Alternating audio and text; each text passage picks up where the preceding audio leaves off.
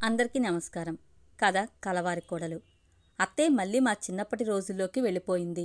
అప్పట్లో అందరూ ఎంత సఖ్యంగా ఆనందంగా ఉండేవాళ్లమో అంటూ ఏదో చెప్తుంది. అత్తయ్య తెచ్చిన చాకుతో జామకాయ కోయబోయాను. ఓని చెంగును గట్టిగా చుట్టి అబ్బా అన్నాను. తెగిందా? ఇద్దరూ ఒక్కసారి ఆదుద్దాగా అన్నారు. బాగా తెగిందా? అంత బాధగా మొహం పెట్టావు? రాజు ఆరా తీశాడు. రాయటానికి మందు ఏదైనా ఉందా? అత్తయ్య రాజును అడిగింది. చెంగును అరచేయ అంతటికీ కూడా బాగా చుట్టేస్తూ, నాకు చిన్న గాయమైనా సరే రక్తం ఆగదు, సిజోనియా అని ఏదో పేరు చెప్పారు. ఈ జబ్బు 1,00,000 మందిలో ఒక్కరికే వచ్చే అవకాశం ఉందట. రోజు టాబ్లెట్ వేసుకోవాలి. 2 రోజులుగా వేసుకోలేదు. అందుకే కంగారుగా ఉంది. బొంగురు గొంతుతో చెప్పాను. అంత ప్రమాదకరమా? అత్తయ్య గాబరాగా అంటే, ఆ జబ్బు పేరు ఎప్పుడు వినలేదే అని రాజు అన్నాడు. 1,00,000 మందిలో ఒక్కరికి వచ్చే రోగం పేరు అందరికీ తెలుస్తుందా? ఆ మధ్య లంగ్ ఇన్ఫెక్షన్ వచ్చినప్పుడు చేసిన టెస్టులో ఇది బయటపడింది. ఎన్నాళ్ళు బ్రతుకుతారో కూడా చెప్పడం కష్టమే అన్నారు. తల వంచుకుని మెల్లగా అన్నాను. నేను తల ఎత్తి చూసేసరికి ఇద్దరు కన్నుల్లోనూ నీటిపొర. నేను విస్మయంగా చూస్తుంటే రాజు నా 2 భుజాలు పట్టుకుని గట్టిగా ఊపేస్తూ, ఎందుకిలాంటి అబద్ధాలు చెప్తున్నావు అన్నాడు. ఇంత చిన్నపిల్లవు, నీకీ జబ్బులేమిటమ్మా? అత్తయ్య కళ్లల్లో చేరిన నీరు చెంపల మీదుగా జారింది. రాజు వైపు చూస్తూ, అబద్ధమేముంది? మరణం మనల్ని వెన్నంటే ఉంటుందని, ఎప్పుడు కబలిస్తుందో తెలియదనే మాట నిజమేగా. నీకైనా అంతేగా. అదే అన్నాను. ఇప్పుడో ఎప్పుడో, ఎన్నేళ్ల తర్వాతనో ఏదో నోటికి వచ్చిన పేరు చెప్పాను గాని అలాంటి జబ్బేమీ లేదు. అసలు నా వేలు కొంచెం కూడా తెగలేదు అని చేతికి చుట్టిన చెంగు విప్పేశాను. లేకపోతే అల్లరి చేయడానికి, ఆట పట్టించడానికి నీకే కాపీరైట్ ఉందనుకున్నావా? భలే నమ్మేశావు గదూ అంటూ పెద్దగా నవ్వాను. నేను నమ్మలేదు, నిట్టూర్చాడు. అబద్ధాలు చెప్పకు. నీ కళ్ళల్లో నీళ్లు చూడలేదనుకున్నావా? మళ్ళీ నవ్వాను. పరిహాసానికైనా సరే తట్టుకోలేక తల అటు పక్కకి తిప్పుకున్నాడు. అత్తయ్య నా చేతులు పట్టుకుని, తప్పమ్మా, సరదాకైనా అలాంటి మాటలు అనకూడదు. పెద్దవాళ్లం విని తట్టుకోలేం అంది. నేను నవ్వినా గాని వాళ్ళిద్దరు సీరియస్గానే ఉన్నారు. నేను తమాషాగా అన్న మాటలకే వాళ్ళిద్దరూ అంతలా కదిలిపోవటం నన్ను విస్మయపరిచింది. వాళ్ళిద్దరూ ఇంకా ఆ మూడ్లోనే ఉండేసరికి మాట మారుస్తూ, అయితే రాజు, నీకేదైనా కావాలని అనుకుంటే తప్పకుండా సాధిస్తావన్నమాట. నీమీద నీకు అంత నమ్మకమా? అడిగాను. అవును, కృషితో నాస్తి దుర్భిక్షం అని చెప్పిన పెద్దల్ని నమ్ముతాను చిరునవ్వుతో అన్నాడు.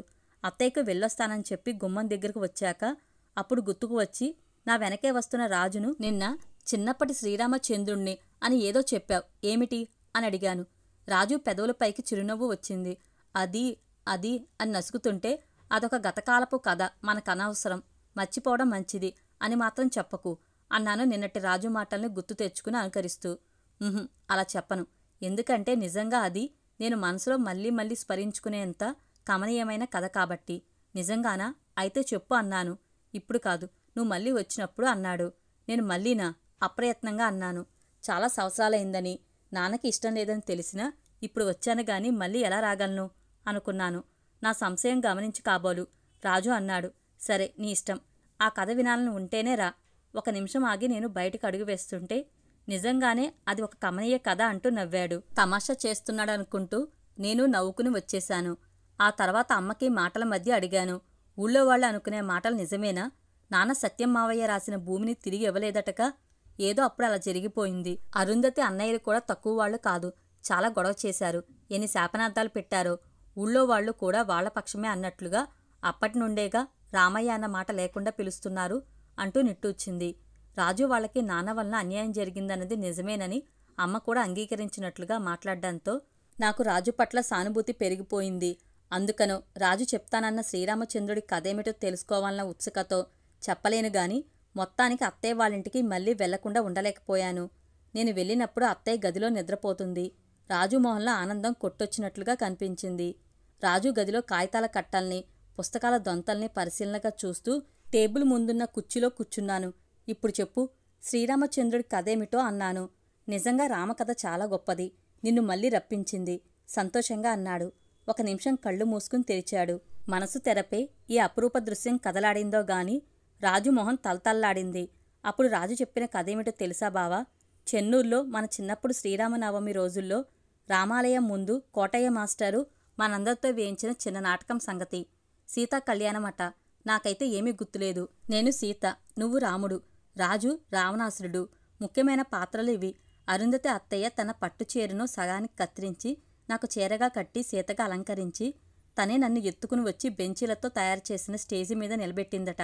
రాముడి వేషంలో నువ్వొక చివర ఉంటే రాజు రావణాసురుడిలా స్టేజి మధ్యకు వచ్చాడు.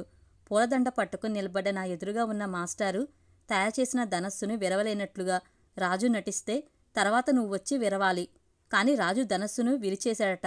నేనేమో తెలియక రాజు మెడలో దండ వేసేస్తే మాస్టారు వచ్చి ఇదేంటని గోలపెట్టి దండ తీసేయమంటే రాజు తీయనంటూ మొండికేశాడట. నేను విరవలేకపోతేనేగా విష్ణు విరిచేయాలి. నేను విరిచాను కాబట్టి నాకే దండ వేయాలి. నేనే శ్రీరామచంద్రుణ్ణి, విష్ణు కాదు అని గొడవ చేస్తుంటే మాస్టారు తలపట్టుకున్నారట. చిన్నపిల్లలంతా చప్పట్లు, చూడ్డానికి వచ్చి కూర్చున్న పెద్దలంతా నవ్వులు. నేను కూడా మాస్టారుతో రాజు దండ కావాలంటున్నాడుగా, ఇచ్చేయండి మాస్టారు అని ముద్దు మాటలతో చెప్పేసరికి ఏం చేయాలో తోచక ఇక అక్కడితో ముగించేశారట. రాజు నేనే శ్రీరామచంద్రుణ్ణి అంటూ గెంతులు వేశాడట. నేను తన మెడలో దండ వేసిన దృశ్యం ఎప్పటికీ చెరగని విధంగా తన మనసులో ముద్రించుకుపోయిందని, ఆ సంఘటన స్మరించుకోవడం అప్పట్నుండి తనకిష్టమైన వ్యాపకంగా మారిందని రాజు చెప్తుంటే కొంచెం ఇబ్బందిగా అనిపించింది. అంతలోనే రాజు డ్రాయర్ సొరుగులాగి కొన్ని కాగితాల్ని నా చేతికి ఇచ్చి నాకు కొంచెం కొంచెంగా బొమ్మలు వేయటం వచ్చిన దగ్గర నుండి నా చిన్నారి నేస్తం ఇప్పుడెలా ఉండి ఉంటుందో, ఎంత పొడిగై ఉంటుందో అని ఊహిస్తూ అప్పుడప్పుడు వేసినవి అన్నాడు. నా పోలికలు లేకపోయినా గాని వయసు తారతమ్యాన్ని చూపిస్తూ రకరకాల భంగిమల్లో ఉన్న ఆ రేఖాచిత్రాలను చూస్తూ నిర్విన్నురాలనైపోయాను. కొన్ని బొమ్మల కిందో వెనకో చిన్న చిన్న కవితలు రాసి ఉన్నాయి. ఒకదాని కింద రాసి ఉన్న చిన్న కవిత మాత్రం నాకు బాగా గుర్తుండిపోయింది. నాలోని అణువణువు ఓ వేణువుగా మారగా నిరంతరం నీ నామగానమే చేయనా, కనురెప్పల కుంచెలతో కంటిపాప తెరపై నీ రూపమో గీయనా, ప్రేమ నిండిన నా మనసే కోహినూరు కానుకగా నీకే ఈయనా, ఇది 2 రోజుల క్రితం వేసినది అంటూ ఓ కాగితం ఇచ్చాడు. గడ్డిమేటకు ఏటవాలుగా ఆనించి ఉన్న నిచ్చెనపై పడుకుని ఆకాశం వైపు చూస్తూ గడ్డి పరకను కొరుకుతున్నట్లుగా ఉన్న ఆ బొమ్మలో నా పోలికలు బాగానే వచ్చాయి. ముగ్ధురాలనైపోయాను. రాజు మురళి కూడా బాగా వాయిస్తాడని సుందరి చెప్పిన మాటలు గుర్తుకు వచ్చాయి. ప్రశంసగా చూస్తూ అమ్మో నీకిన్ని కళల్లో ప్రవేశం ఉందా, కవిత్వం, చిత్రలేఖనం, సంగీతం అన్నాను. రాజు నిట్టూర్చాడు. అన్నింటిలోనూ చేయి పెట్టానే గాని దేనిలోనూ చేయి తిరగలేదు. ప్రవేశమే గాని నిజం చెప్పాలంటే ప్రావీణ్యం లేదు. నేను రాసేవన్నీ అల్లిబిల్లి పదాలే, గొప్ప కవిత్వం ఉండదు. ఈ గీతలనైనా చూడు, నీ అందంలోని 100వ వంతునైనా పట్టుకోలేకపోయాయి. ఎప్పటికైనా నీ రూపానికి పూర్తి న్యాయం జరిగేలా బొమ్మ గీయగలిగితే అప్పుడు నేను ఓ ఆర్టిస్టునేనని సంతోషించొచ్చు. రాజు ఓ అద్భుతంలా అనిపించాడు. వ్యవసాయం చేసుకుంటూ ఊళ్ళో వాళ్ళకి సలహాలు సూచనలే కాకుండా అవసరమైన వాళ్ళకి సాయం కూడా చేస్తూ ఆ పైన బొమ్మలు వేయటం, రాయటం ఇన్ని చేయగలుగుతున్నాడా? ఉరకలు వేసే ఉత్సాహం ఉంటే ఎన్నైనా చేయగలుగుతారేమో. అత్తే లేచింది కాబోలు. నన్ను చూసి ప్లేట్ నిండా వెన్న ఉండలు పెట్టుకుని వచ్చింది. నువ్వసలే నీరసంగా కనిపిస్తున్నావు. ఇలాంటి పనులు కూడా ఎందుకు అత్తయ్యా? మొహమాటంగా అన్నాను. ఇదేమంత పెద్ద పని కాదమ్మా. ఇన్నేళ్ల తర్వాత కనిపించావు. వీటిని బట్టి తన్ని గుర్తుపట్టావని రాజు అన్నాడు.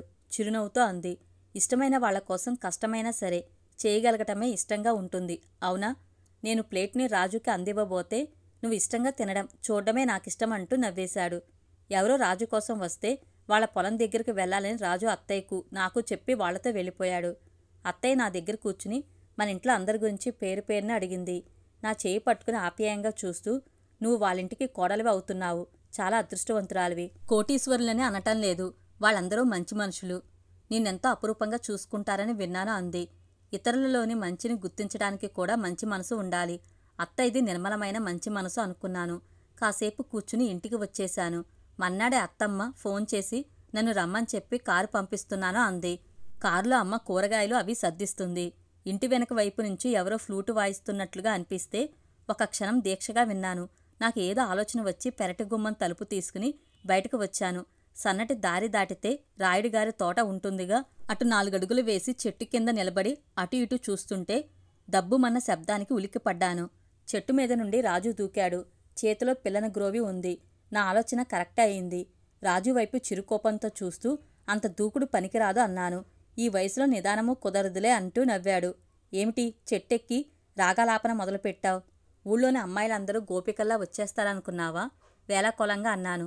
అందరూ ఎందుకులే, నువ్వొచ్చావుగా చాలు అల్లరిగా నవ్వాడు. కొంచెం బిడియంగా అనిపించింది. గోపికల ప్రస్తావన చేయకుండా ఉండాల్సిందని అనుకున్నాను. అవును, నువ్వేమిటి ఇక్కడ ఉన్నావు? మాట మారుస్తూ అడిగాను. ఇప్పుడు ఈ తోటకి నేనే సొంత అంటూ ఒక క్షణమాగి కౌలుదారినన్నమాట అంటూ నవ్వాడు. మొన్న మధ్య రాయుడుగారు నన్ను ఈ తోటని తీసుకోమంటే చేయడం కష్టమవుతుందని వద్దన్నాను. ఇప్పుడు మనసు మార్చుకుని తీసుకుంటానని నిన్న సాయంకాలమే చెప్పాను. ఎందుకలా? హఠాత్తుగా మనసు మార్చుకున్నావు? నువ్వే చెప్పావుగా. నేనా? ఆశ్చర్యంగా అడిగాను. అవును. అమ్మ నలుగురిలో మునపట్లా హుందాగా ఉండాలి, బంగారం కొనాలి, ఇల్లు బాగు చేయించాలి. ఇవి నా ప్రథమ కర్తవ్యాలని తమరే గుర్తు చేశారు అంటూ నవ్వాడు. అందుకే ఇంకొంచెం కష్టపడదామని నిర్ణయించుకున్నాను. ఆ పైన ఇంకొక కారణమూ ఉందిలే అన్నాడు. ఏమిటో అది? అది ఇప్పుడు కాదు, మళ్ళీ కలిసినప్పుడు చెప్తాలే. బావుంది. ఏదీ వెంటనే చెప్పవా? వాయిదాలేయటం అలవాటనుకుంటాను. ప్రేమించిన అమ్మాయితోనైనా పెళ్లికి వెంటనే ఒప్పుకుంటావా, లేక వచ్చే జన్మలో అంటూ వాయిదా వస్తావా? సరదాగా అన్నాను. అలా శపించుకు తల్లి. మరోసారి కలుసుకోవాలనే కోరికను తెలియజేయడానికి అలా అన్నాను. ఇంకొక కారణం ఏమిటంటే, ఈ తోట మీ ఇంటి వెనకేగా. ఎప్పుడైనా నిన్ను పిలవాలనుకుంటే ఇదిగో ఇలా వీలవుతుంది కదా అని మురళిని నా కళ్ళ ముందు తిప్పాడు.